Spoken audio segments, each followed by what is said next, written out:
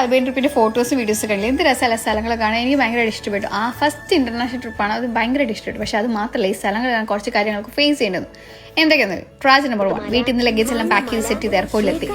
അവിടെ ചെന്ന് ഫ്ലൈറ്റ് കയറുന്ന വേണ്ടിയിട്ട് നമ്മുടെ ബാഗ് സൈസ് നോക്കും. ഞങ്ങൾക്ക് എന്ത് പഠിക്കാം, ഞങ്ങൾ വാക്കം ബാഗിലൊക്കെ ഡ്രസ്സൊക്കെ സെറ്റ് ചെയ്തിരിക്കുന്നത്. അത് മാത്രമല്ല, നെക്ക് പിലോന്റെ സ്പോഞ്ച് എടുത്ത് ആ നെക്ക് പിലോ ഫുള്ള് ഡ്രസ്സ് കയറ്റിയിരിക്കുന്നതാണ്.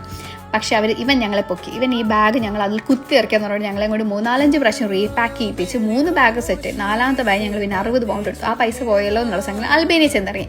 ഇനി ശുഭം മനോഹരം എന്ന് വിചാരിച്ചു. പക്ഷേ ട്രാജഡി നമ്പർ 3, ഞങ്ങൾ റെന്റ് കാർ ബുക്ക് ചെയ്തിട്ടുണ്ടായിരുന്നു. അവിടെ ചെന്നപ്പോൾ അവർ ഞങ്ങൾക്ക് ഒരു ലിസ്റ്റ്, ഈ ലിസ്റ്റിലുള്ള സ്ഥലങ്ങളൊന്നും പോകാൻ പറ്റില്ലെന്നു. അത് കണ്ടപ്പോൾ ഞങ്ങളുടെ ചങ്ക് തകർന്നു. കാരണം ഞങ്ങൾ ഫസ്റ്റ് പോകാനിരിക്കുന്ന സ്ഥലം ഫസ്റ്റ് തന്നെ മെൻഷൻ ചെയ്തിരിക്കും. ഞങ്ങൾ ചോദിച്ചു പോയി. അപ്പോൾ അവർ ചേട്ടന്മാർ ഞങ്ങളോട് പറഞ്ഞു ആ റോഡ് കൊള്ളില്ല. അവർ ഗൂഗിൾ മാപ്പിൽ കാണിച്ചു തന്നു, റോഡിൽ കുണ്ടും കുഴിയിട്ട്, സോ പോകാൻ പറ്റില്ല. ഞങ്ങൾ പറഞ്ഞു എന്തെങ്കിലും ഓപ്ഷൻ. No option. ഒന്നെങ്കിൽ വേറെ വണ്ടി എടുത്തോളം പറഞ്ഞു. വേറെ വണ്ടി നോക്കി, പക്ഷേ കിട്ടിയില്ല. പിന്നെ ഫൈനലി ആ വണ്ടിയായിട്ട് തന്നെ ഞങ്ങൾ മുന്നോട്ട് പോയി.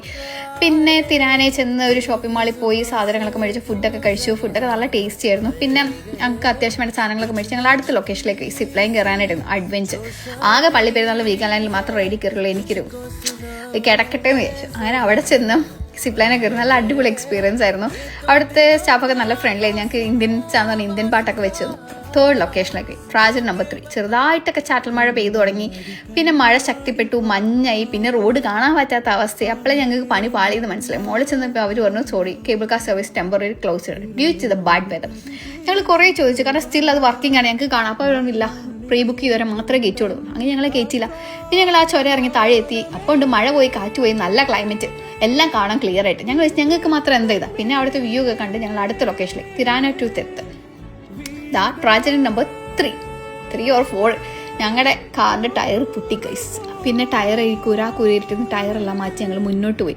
അപ്പോഴും ശുഭാപ്തി വിശ്വാസം എല്ലാം ശരിയാവുന്നുണ്ട്. പക്ഷെ ചെല്ലും തോറും ഞങ്ങൾക്ക് പേടിയായി തുടങ്ങി. കാരണം എന്താ, ഒരു മല ഇങ്ങനെ കയറിക്കൊണ്ടേയിരിക്കുന്നു. സൈഡിൽ മഞ്ഞൊക്കെ കാണാം, ഒന്നും വ്യക്തമല്ല. ഒരു വണ്ടീനെ പോലും ഞങ്ങൾ കാണുന്നില്ല, ഒരു വെട്ടം കാണുന്നില്ല, ഒരു മനുഷ്യരില്ല, ഒന്നുമില്ല. ഞങ്ങൾ മാത്രം ഏതോ ഒരു മല കയറിക്കൊണ്ടിരിക്കുന്നത്. എന്താ സംഭവിക്കുന്നതെന്ന് അറിയില്ല. വിളിക്കാത്ത ദൈവങ്ങളെ ഒന്നുമില്ല. ഫൈനലി ഞങ്ങളുടെ ഹോം സ്റ്റേ എത്താൻ 13 മിനിറ്റ്സ് ഉള്ളു. പക്ഷെ ആ റോഡ് ഭയങ്കര മോശം. ഞങ്ങൾക്കാണെങ്കിൽ കൊണ്ടുപോകാൻ പേടി. പക്ഷെ അവരൊരു ധൈര്യമായിട്ട് വന്ന് വണ്ടികളൊക്കെ വരുന്നത്. പിന്നെ വിളിക്കാത്ത ദൈവങ്ങളെ ഒന്നുമില്ല. അതുമാത്രം ഞങ്ങൾ സ്റ്റേ ചെയ്യുന്ന ലൊക്കേഷൻ ഞങ്ങൾ ഫ്രണ്ട്സിനും ചേട്ടാക്കി കഴിച്ചത്. കാരണം എന്തെങ്കിലും സംഭവിച്ചാൽ ആരെങ്കിലൊക്കെ ഞങ്ങൾ അന്വേഷിച്ചിട്ടുണ്ട്. അങ്ങനെ ഞങ്ങൾ ഹോം സ്റ്റേ എത്തി. ദാ കിടക്കുന്ന കറണ്ട് പോയി. കാല് കുത്തലും കറണ്ട് പോലും ഒരുമിച്ചായിരുന്നു. പിന്നെ ആകെ ഒരു പേടി, ഒരു ഗോസ്റ്റ് ഹൗസ് ഫീലിംഗ് ഒക്കെ ആയിരുന്നു. പിന്നെ അവർ ഞങ്ങൾക്ക് ഫുഡൊക്കെ ഉണ്ടാക്കി വെച്ചിരുന്നു. പിന്നെ ഫുഡൊക്കെ കഴിച്ച് നല്ല ടേസ്റ്റി ആയിരുന്നു. അതൊക്കെ കഴിച്ച് നാളത്തെ ദിവസം ശുഭം മനോഹരം എന്ന വിശ്വാസം ഞങ്ങൾ കിടന്നു. പക്ഷെ നാളെ ഞങ്ങളെ ഫേസ് ചെയ്യാനിരിക്കുന്ന അതിലും വലിയ ട്രാജഡീസ് ആയിരുന്നു.